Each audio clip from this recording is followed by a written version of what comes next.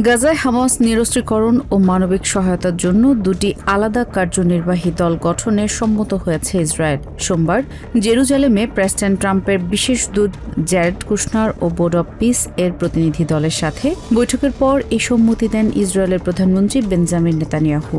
Israeli প্রধানমন্ত্রীর কার্যালয় জানিয়েছে, নিরস্ত্রীকরণ ও বেসামরিক মানবিক চাহিদা পূরণে সার্বিক তদারকির জন্য এই ওয়ার্কিং গ্রুপ গঠন করা হবে।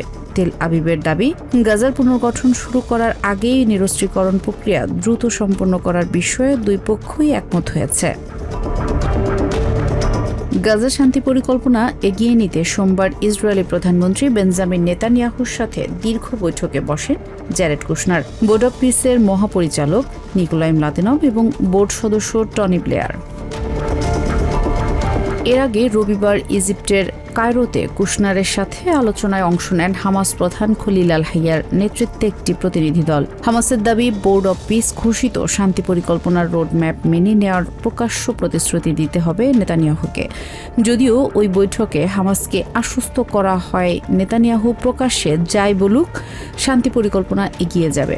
ইজিপ্টের এই ছোটিকা সফরে দেশটির প্রেসিডেন্ট আবদেল ফাত্তাহ আল সিসির সাথেও বৈঠক করেন কুশনার।